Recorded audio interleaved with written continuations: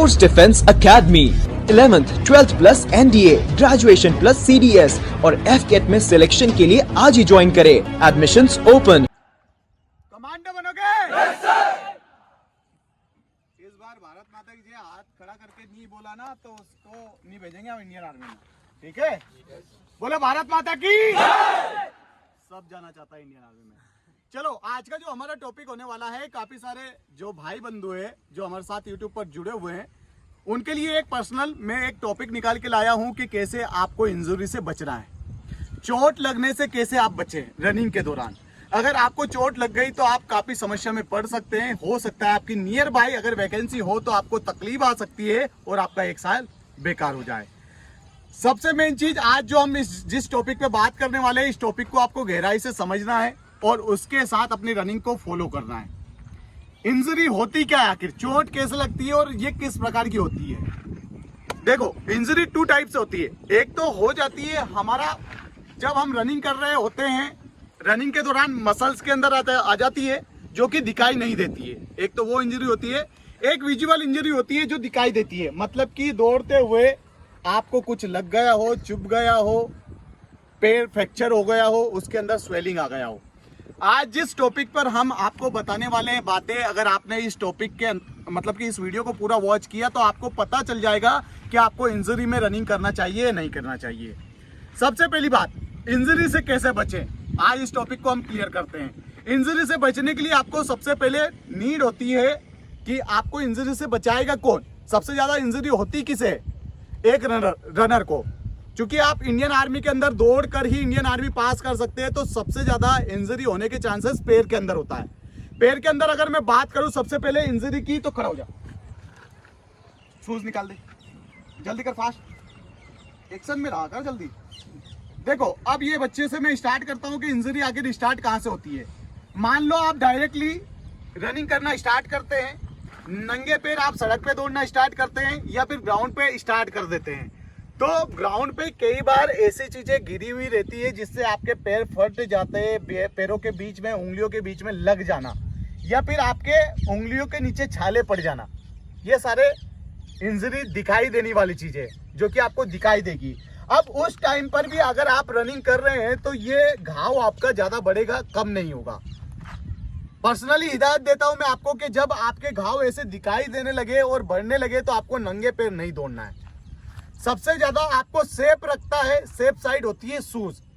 आप एक अपना इन्वेस्टमेंट, आप ये मान लीजिए कि अगर आप इंडियन आर्मी की तैयारी कर रहे हैं, 8 दिन की डाइट मत लीजिए, आप एक अच्छा जूता जरूर लीजिए, क्योंकि आपके जूते को प्रोटेक्ट करता है आपका शूज। शूज अच्छा होगा तो आपका फुट पूरा सेफ हो जाएगा, आपका पंजा पूरी तरीके से सेफ हो जाएगा, ठीक है। एक इंजरी के बारे में मैंने आपको बता दिया। दूसरी बात, जब भी इंजरी ऐसी हो कि वो पकने लगे, मान लो कि इसके अंदर नंगे पैर दौड़ रहा बंदा, कांटा लग गया, कील चुभ गई या फिर कांच लग गया, उस टाइम पे आपको पूरी तरीके से इंजरी कंप्लीट होने तक धैर्य रखना है, आपको दौड़ना नहीं है। अगर वो पकने लगे तो आप डॉक्टर का सजेशन जरूर लें। दूसरी बात, दौड़ते दौड़ते एंकल ट्विस्ट हो जाना, ये जो एंकल है ना आपका, ये ट्विस्ट हो जाता है। जब ये ट्विस्ट हो जाता है तो मैं आपसे बोल रहा हूं कि आप इंडियन आर्मी के जवान हैं, आपकी क्षमता बहुत है, आपका रक्त उबाल मार रहा है, लेकिन ऐसे रक्त उबाल मारने पर अपने आप को डैमेज ना करें आप।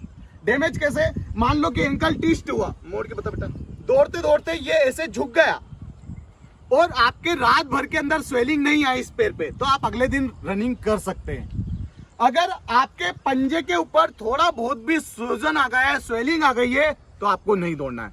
मैं दोनों चीज बता रहा हूं आपको, दौड़ना कब है, नहीं दौड़ना है। सावधानी और सतर्कता दोनों चीज आपको मैं साथ में बता रहा हूं कि क्या चीज आपको समझना है और किस टाइम पे आपको वर्क करना है। ये जो इंजरी होती है, अगर इस पे आपकी स्वेलिंग आ रही है तो आपको बिल्कुल रनिंग नहीं करना है। हाँ, अगर स्वेलिंग नहीं आ रही है तो आप आइस का जो बर्फ के टुकड़े होते हैं उसको पानी के अंदर डाल के रखिए और इसको सिकाओ वहां पर बर्फ से करते रहें, क्योंकि एंकल है, एंकल के अंदर जॉइंट्स होते हैं, जॉइंट्स की आप जितने ज्यादा सिकाओ करेंगे उतना अच्छा। बैक तरफ घूम जा। अब अगली बात, सबसे ज्यादा जो रनिंग मसल्स यूज होता है आपका पंजा होता है, आपका एंकल होता है जो इंगेज रहता है रनिंग के अंदर। नेक्स्ट आता है आपका काफ मसल्स।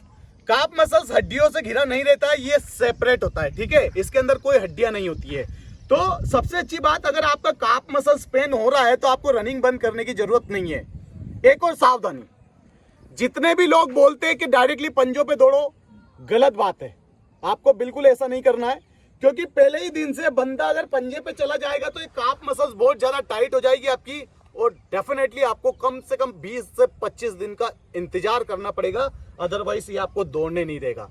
अगर काफ मसल्स आपका टाइट हो चुका है, काफ मसल्स के अंदर पेन है, तो आपको रुकना नहीं है इस टाइम पे, रनिंग कंटिन्यू रखें आप। हाँ, इसके लिए आप एक बढ़िया सा बेलन आता है जो आपके घर पे रोटी बनाने के लिए अवेलेबल होता है, उसका यूज नहीं करना, आपको एक अलग से बेलन लेना है, ठीक है। उस बेलन से आपके काफ मसल्स का मसाज करें आप, सरसों के तेल से काफ मसल्स का मसाज करें। अगर आप बेलन नहीं लेते हैं तो मेरे पास एक इक्विपमेंट है जो कि एक एथलीट के पास होता ही है, आपके पास भी होना चाहिए।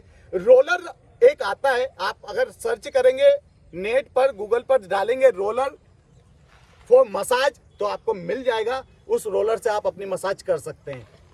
अगला चीज, सिन एस्पेलेंट, सबसे बड़ी जड़ दौड़ने की क्यों होती है? होती यूं है कि अगर आपका जूता सही नहीं है, आपका न्यूट्रिशन सही नहीं है, तो सिन एस्पेलेंट पे जरूर आएगा। अगर आपकी बॉडी का वेट ज्यादा है, आपके थाइस मसल्स का वेट ज्यादा है, तो आपका सिन पेन बढ़ने के चांसेस भी उतने ही बढ़ जाएंगे। सिन पेन में सावधानी रखें, अगर सिन बोन से रिलेटेड है तो रनिंग करें, मसल से रिलेटेड है तो नहीं करें।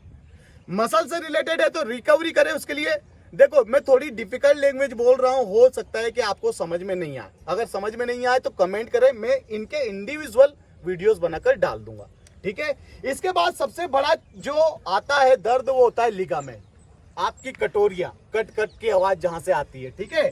तो इन चीजों पर आपको फोकस करना है। आज मैं यहीं तक का ही वीडियो बना कर देता हूं, इतना ही लेंथी वीडियो, क्योंकि ज्यादा लेंथी होगा तो ज्यादा ज्ञान हानिकारक होता है आज के टाइम पे। इतनी ही नॉलेज रखिए आप, इसके बाद की नॉलेज मैं दे दूंगा। इन सारे मसल्स की रिकवरी कैसे होती है, अगर इंजरी हो जाती है आपको तो कैसे बचे, मैं वीडियोस बनाकर डाल दूंगा। अगर ये इंफॉर्मेशन आपको अच्छी लगी है तो प्लीज लाइक करें, चैनल को सब्सक्राइब करें, ज्यादा ज्यादा शेयर करें। कैसा लगा वीडियो कमेंट करके बताएं। अंत में एक ही बात, अगर फोर्स एकेडमी ज्वाइन करना चाहते हैं तो फोर्स एकेडमी का खुद का ग्राउंड है, जहां पर निरंतर बच्चे आते जा रहे हैं। ग्राउंड के ऊपर ही हॉस्टल है जो कि आपको दिखाई दे रहा है, शानदार सा हॉस्टल है, ग्राउंड यहीं पर है।